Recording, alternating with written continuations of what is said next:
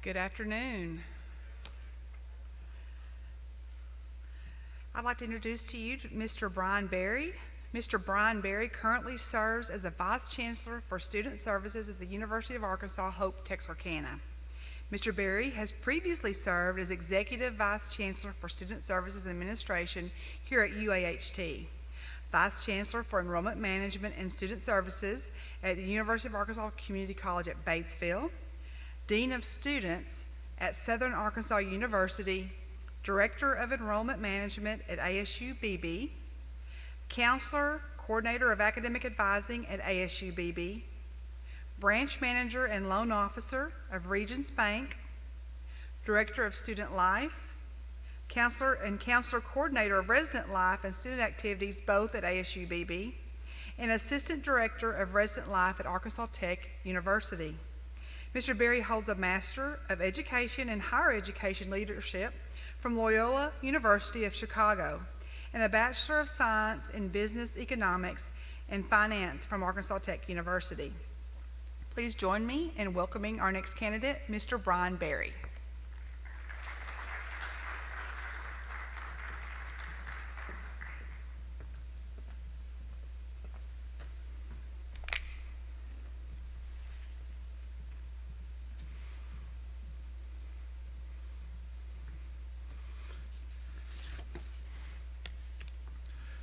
All right, thank you, Chancellor Clark, for that warm introduction. Good to see everyone in the audience as well as those of you participating online. Certainly my pleasure to be here, and I appreciate you taking time to visit with me today.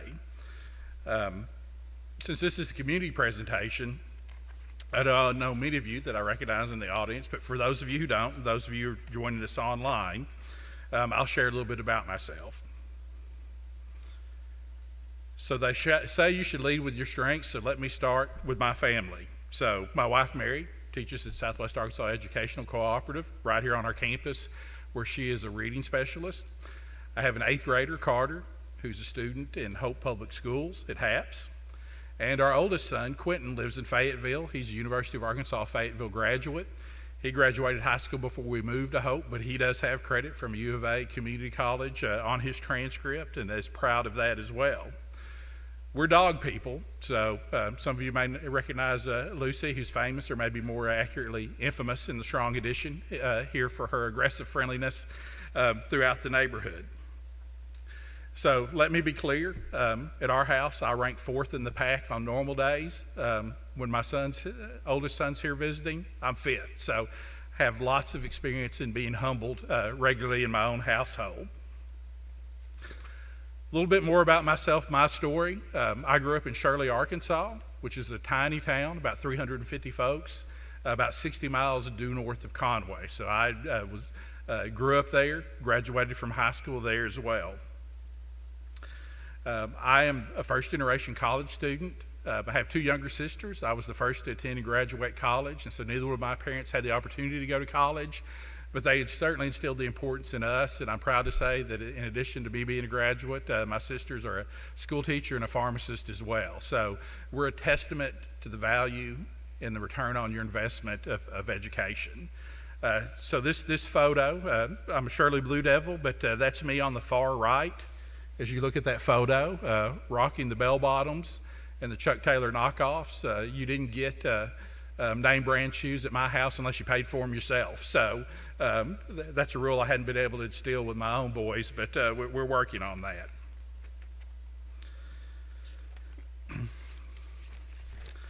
I shared with the Hempstead Hall crew before I came out to make sure and get my good side on camera, but they recommended I consider presenting from behind the curtain. So I think clearly their money's on one of the other candidates based on those comments. No, I'm just kidding. They were wonderful to work with. So I've spent 30 of the last 31 of my years on the planet at a college or university setting. So including my time as an undergraduate at Arkansas Tech University, and throughout my career working as a graduate assistant at Loyola, and then advancing to my time here at UAHT Hope, Texarkana. So I've had the opportunity to get a wealth of experience in different types of institution, both 4- and 2-year, public and private, community college that was residential, and of course my last 2 settings where I spent the last 14 years at here in Batesville before then, we're at rural serving community colleges. So I've had ample opportunity to see how things are done at different campuses and different systems in different settings, and I think that wealth of experience has been very valuable to me as I've moved through higher ed and throughout my career. I want to share some of my values before we talk about innovation. So transparency is the first one that I want to visit with you all about. I think transparency is important. It builds trust with those you work with. I think people make better decisions if they're fully informed and understand the full picture. Collaboration, both our shared governance system on our campuses, as well as collaboration with our partners in the community and the workforce. Listening and understanding. Cal Coolidge said that no man ever listens himself out of a job.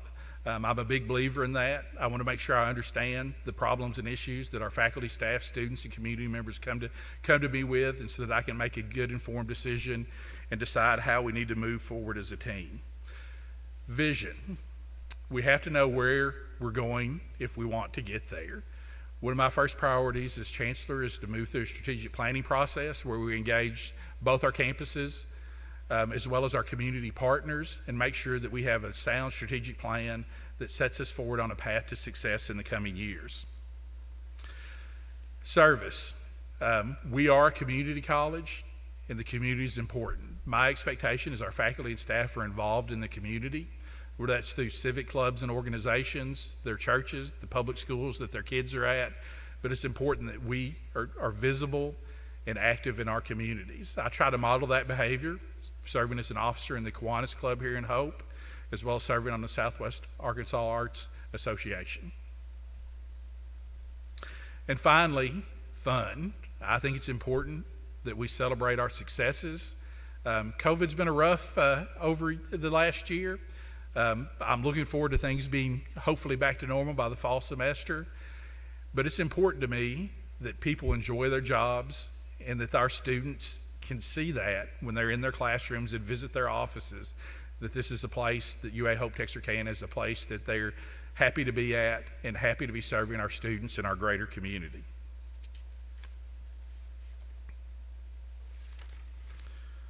One of my favorite quotes about the importance of service.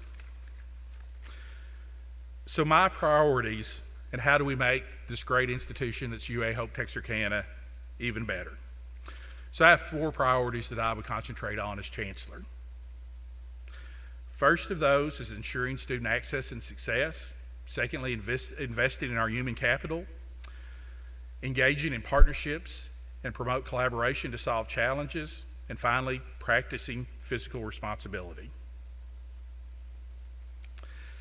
As I talk about those and how we might use innovation to meet those priorities, I'll share that slide has some photos of some of the innovations we've engaged in on our campus in the last few years since I've been here.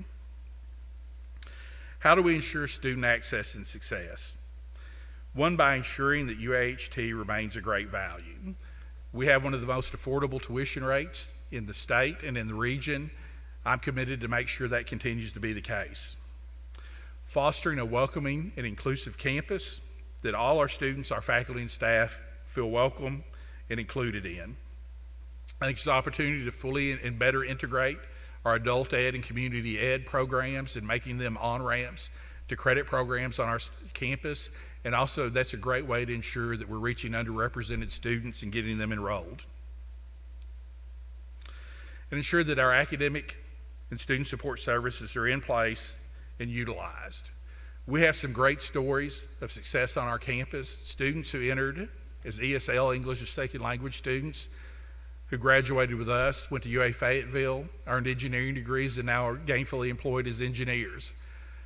RNs that begin in basic literacy skills and GED or remedial courses on our campus and go on to successfully complete our practical nursing and RN programs.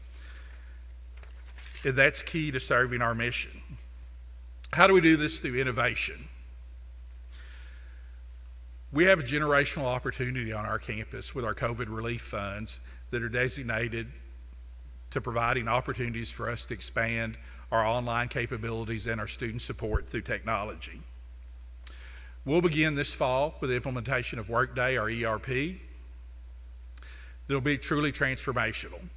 We'll have the opportunity to use data analytics through Workday and other software that allow us to identify students who have deficiencies in academics and are at risk before the semester begins, so we can target our student support services at those students to help them be successful.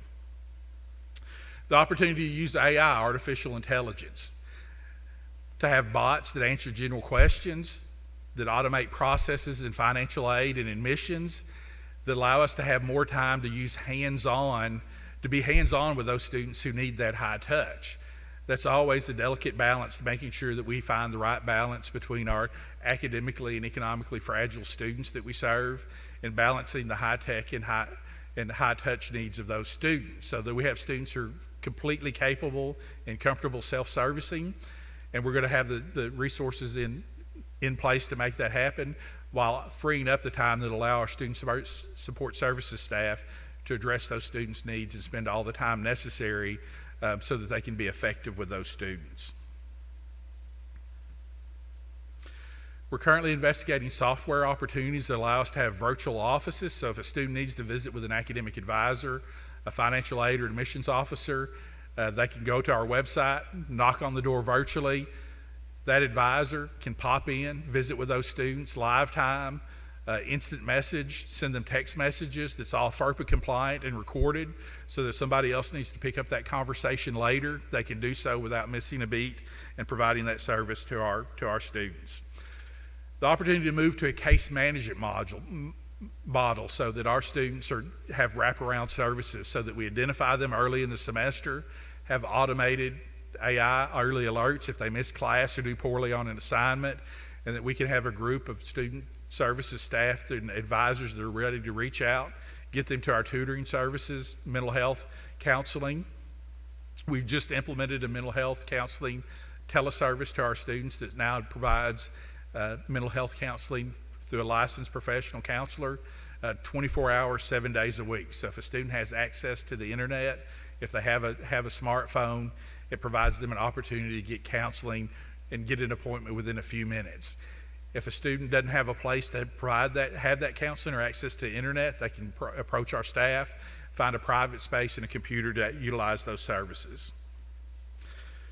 Innovating to provide educational technology that doesn't supplant our in-person services, but enhances them. Investing in our human capital. Our faculty and staff are our greatest resource on our campuses. We have to make sure that we pay a competitive salary. We've done a great job on this campus of budgeting conservatively and effectively. We need to move forward with a pay plan that makes sure we stay competitive and attracts the most talented faculty and staff available to our campus to keep us competitive. Innovate to pursue a merit program that allows our faculty and staff to share in our campus's success. So merit that's based on campus outcomes, graduation rates and retention rates that allows us all to share in the success of our students. It's important that we recruit a diverse workforce and work hard to develop pools of candidates that allow us to have a faculty and staff that represents the rich diversity in the communities we serve. It's important that when students go into our offices and our classrooms, that they see faculty and staff that look like them, have had similar experiences to them, staff and faculty that they're comfortable going with the issues that they're experiencing on our campus. Innovation in our partnerships and collaboration. It's important. My vision is that UAHT Texarkana is a driving force for economic and workforce development in the Arklatex.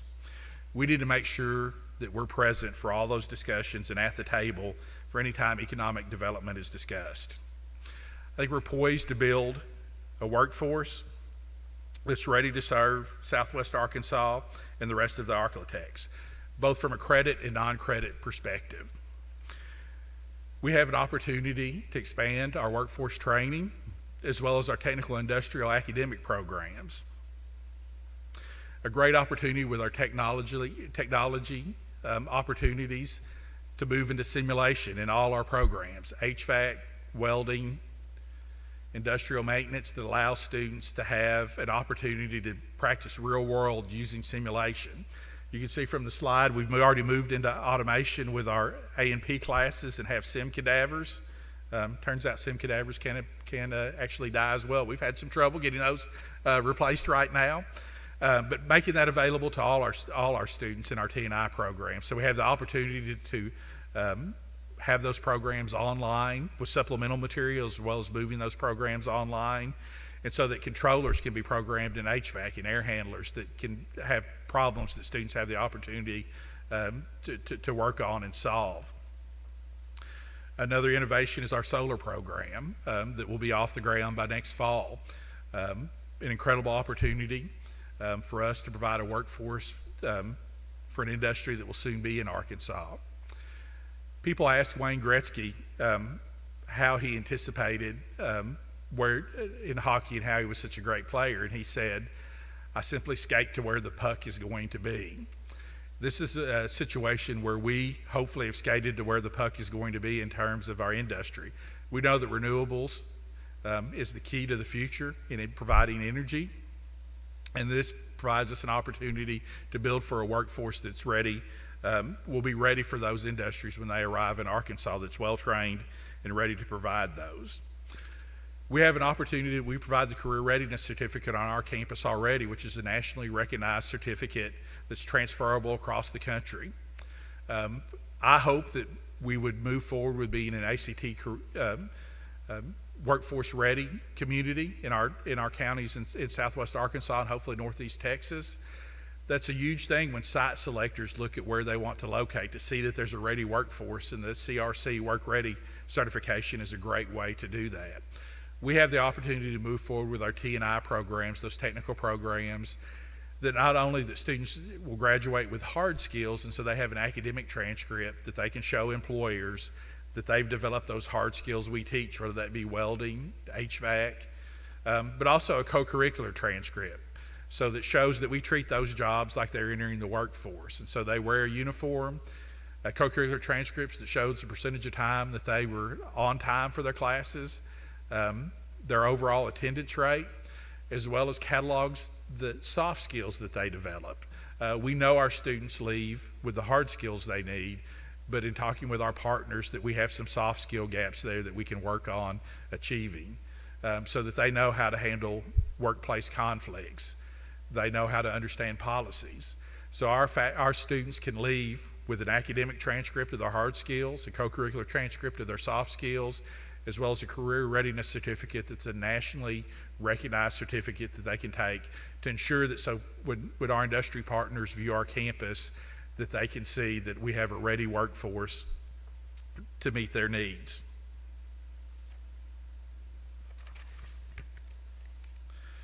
Making sure that we collaborate with our industry partners, our chambers of commerce, our economic development commissions, to help them drive our curriculum, to make sure that our programs that are established meet the needs of industry, while also working with them to develop new programs that are needed to serve the workforce. Leveraging training grants and other funds from the Office of Skills Development. So if an industry comes to us, we can go to the Office of Skills Development, pursue grants that give us the opportunity to provide that training at low or no cost to our industry partners. Delivery systems that allow us to be flexible so that we can meet the needs of our students and industry. Micro-credentials so that we know that a standard 16-week semester may not work for training for our industry partners. And so that we have drop-in, start, and end dates so that if they need short-term training, they're able to do that. But those programs that lead to credentials, both credit and non-credit, an opportunity to turn those non-credit into credit at later dates. And so we need to move to a perspective that education is expected to be lifelong learning.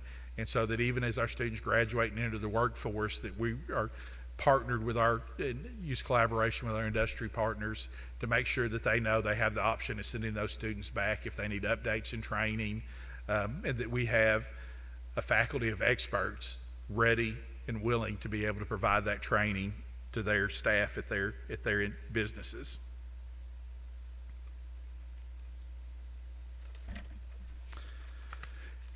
Engaging in partnerships to close the gap for college readiness. We know that we're a community college open admissions institution, and that's part of our mission. we struggle with college readiness among our students. I think there's an opportunity to partner with our education partners. We have a great relationship with our high schools, but furthering that partnership, our high school faculty need training. The Southwest Arkansas Educational Cooperative is located on our campus, partnering with those entities to make sure we can provide that training, to offer workshops for our high school faculty so they can see what the expectation is the first couple of weeks of the semester in Comp 1, in college algebra, in our T&I classes, and so that we can work with them to bridge that gap, melding our curriculum with the curriculum required by state curriculum requirements, and so that those students can be better prepared and ready to be effective and successful students from day one. Continue to use and expand our college career coaches. We have those already in place at 3 of our high schools, but making sure our high schools are aware of that opportunity and providing that for them, where our employees are embedded at the high school and spend time making sure that those students have applied for admission, are workforce ready if that's their intent when they leave high school, have access to career readiness certificates, and helping them improve their test scores and so that they can skip remediation and be able to earn credit courses more quickly. And finally, practicing physical responsibility. In addition to my student services work, I had the opportunity to serve as Chief Financial Officer here for 2.5 years. I can attest that we budgeted conservatively and effectively and are in a spot that we're ready to grow, to be able to pay our faculty better, and ready to implement this technology and innovate some of the things that we've talked about today. I want to make sure that we budget that so it reflects our mission and our strategic plan, so that it's clear when you look at our budget that it's reflected where our strategic plan is and what our priorities are. Continue to make sure that we're affordable, that we offer great value to our students. Continue the innovation like our book program that allowed us to save $3 million more dollars to our students since that program started 5 years ago. Innovation like that is paradigm shifting and game changing, that allows us to make sure every one of our students has their books on day one while saving them a huge amount of money that gets put back in our local economies. A plan to address our deferred maintenance issue. We've made significant strides there, but we have budgeted in a way that we can consistently and adequately make sure we maintain our campuses and address those issues moving forward while still being posed to fully implement the innovation that's going to be necessary for us to be successful. That's a brief overview of the innovation I think we need to undertake in the coming years, as well as some of my values, to give you just a brief opportunity to learn about me. I want to save most of our time to answer your questions, since I know you all have a lot, and I think that's where we can learn the most about our plans and what you value. So I'll throw it open for questions.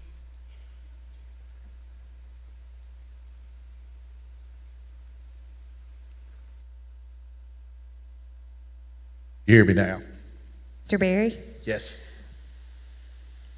We talked a little bit earlier in our meeting about the expansion of the Texarkana campus. Have you ever participated in a millage or tax campaign for a city or county to support education? And if so, can you tell us a little bit about your involvement in that? And if not, tell us about your plan to gain that to support our campus on Texarkana.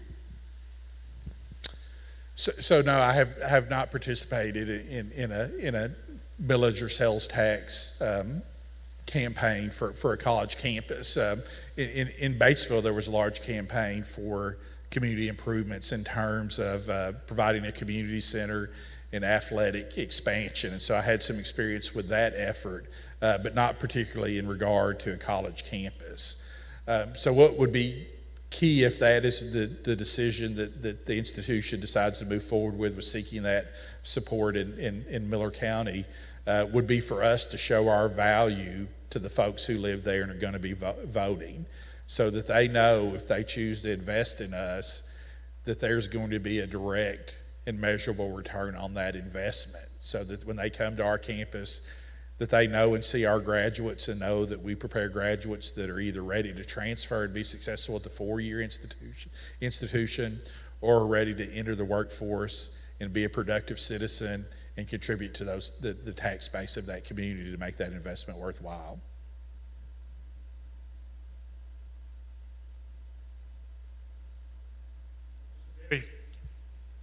Much of what I hear you saying today has to do with career-oriented, jobs-oriented programs with the end result that our students get employment, which is terribly important these days. I just wonder, what is the future of two-year colleges in Arkansas as it relates to classical liberal arts education? Yeah, that's a great question, and we did talk about this morning in my time with faculty, that transfer education is going to continue to be a key part of our mission at General Ed. I'm a proponent of the liberal arts, a product of the liberal arts, and so I certainly value that. I think we have an opportunity to expand some of those opportunities. I know you formerly directed a choir program here. I think our students are looking for engagement, and certainly our liberal arts and general ed requirements are not going anywhere and are going to continue to be a key part of our mission moving forward. There's not quite as much opportunity for innovation in those areas, although we have moved forward with some of that, certainly with our move on into providing online as well as supplemental online, and making those richer experiences for our students. But I'm certainly a proponent of the liberal arts, and they will continue to be a key part of our educational experience.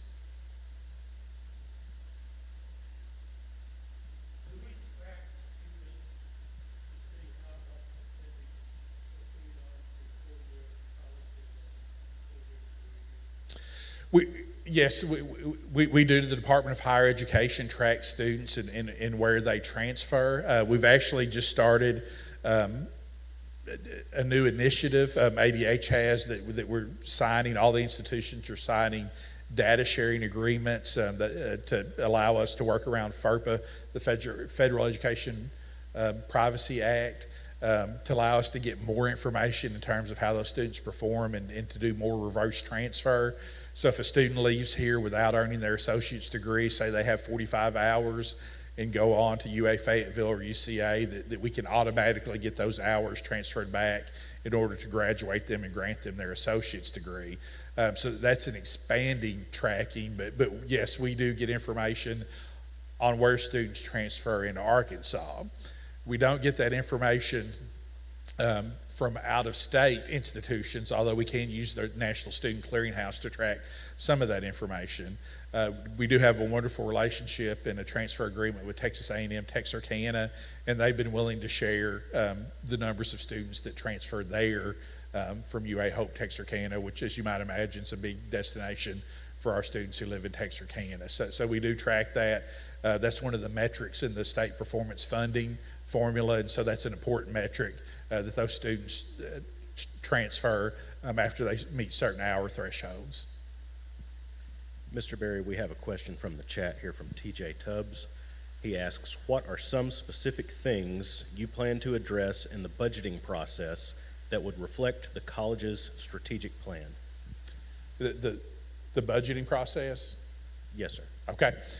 So the first thing we need to do is revisit our strategic plan. And so I plan to start that process if I'm the successful candidate as soon as I become chancellor. So engaging our communities, engaging our faculty and staff and our partners in developing that strategic plan. So that would be step one to getting that strategic plan in place and deciding where our emphasis and priorities are going to be, and then making sure that strategic plan is accurately reflected in that budgeting process. And so our planning team, our cabinet would be tasked with making sure every budget request ties back to the initiatives in our strategic plan.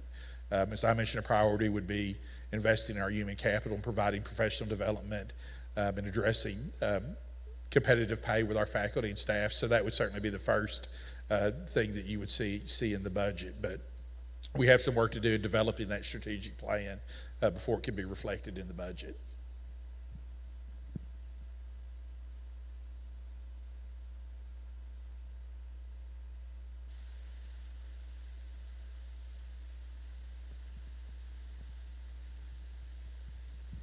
You had mentioned in an earlier meeting about your planning team and how it would expand our current process. Could you go into a little bit more detail with this group and explain what you had in mind?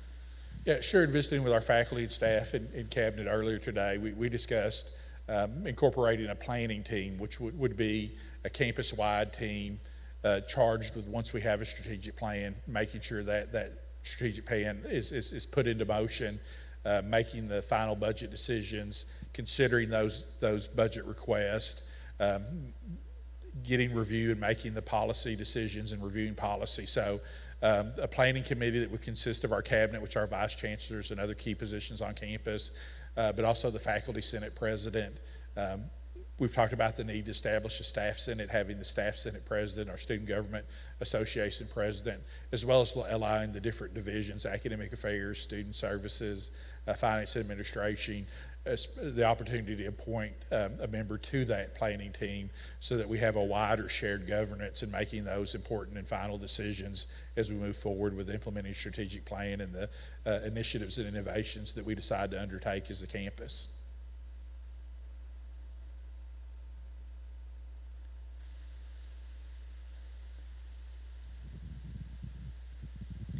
Historically, the City of Hope and its community has had a strong and cooperative relationship with the college here. And do you see any opportunities to either expand that partnership or any specifics about how that could be done in the future? Sure.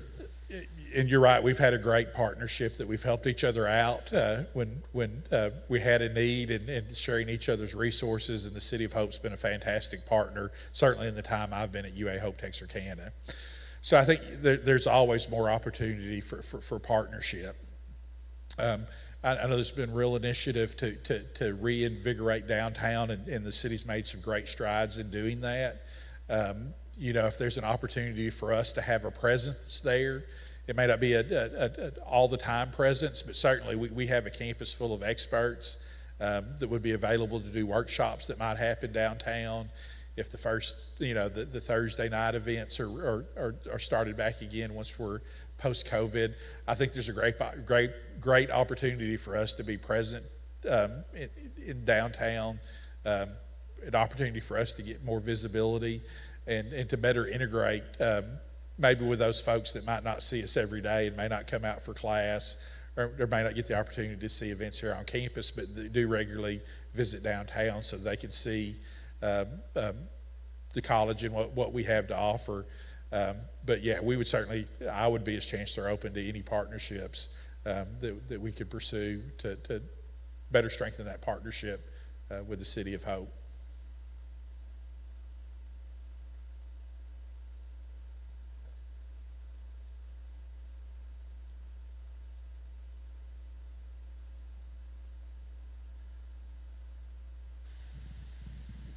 Hi, Mr. Berry. Today I've heard a lot about workforce and the importance of professional development and partnerships with the districts in professional development. But what are your thoughts on secondary programs for our high school students on our campus and concurrent credit moving forward if you were to get chancellor? Yeah, we just talked about that in the meetings with the academic deans in cabinet, and that the area career centers are key.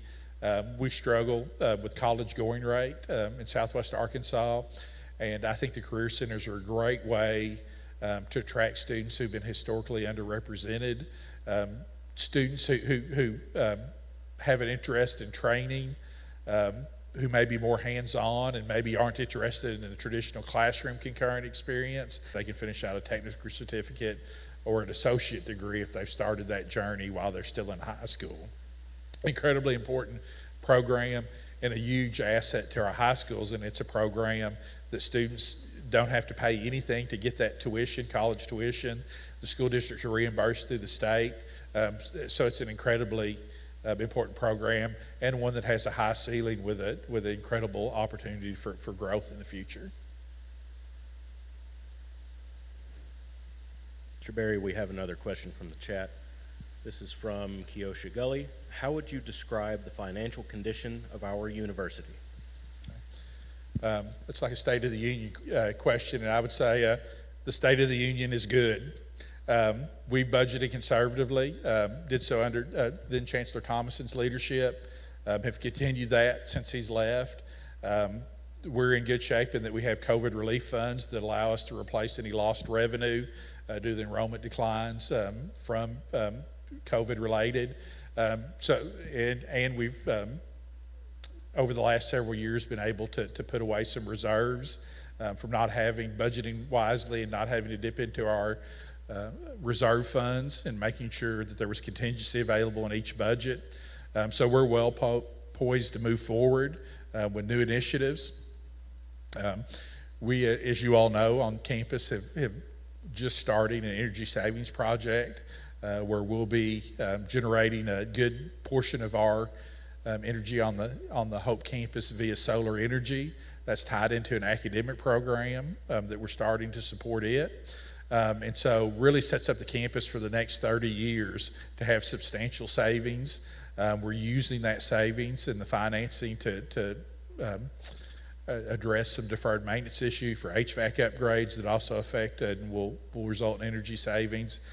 So it gives us an opportunity to address almost $1 million in deferred maintenance, build a new building, a solar lab, an academic program on the Hope campus, all with the final result being a decrease in the total indebtedness and debt service that we'll make annually compared to what we were paying last year when these projects are almost $7.9 million in projects are completed.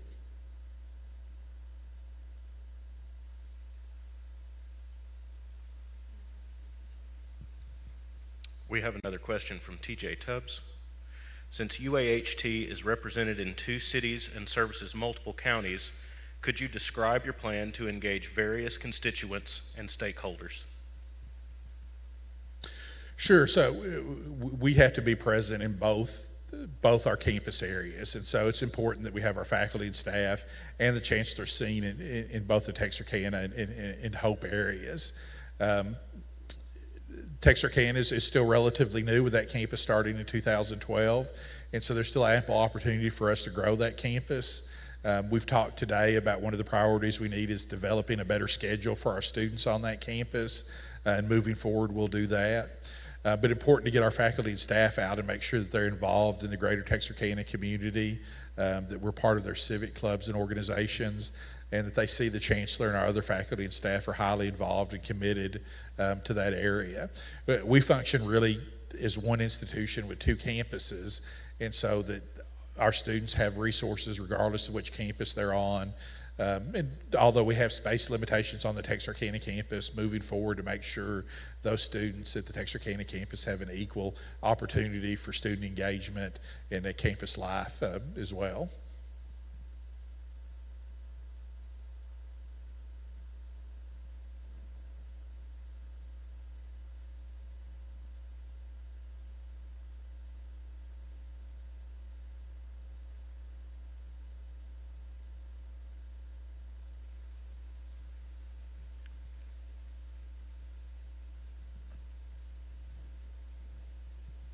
Can you hear me? Okay.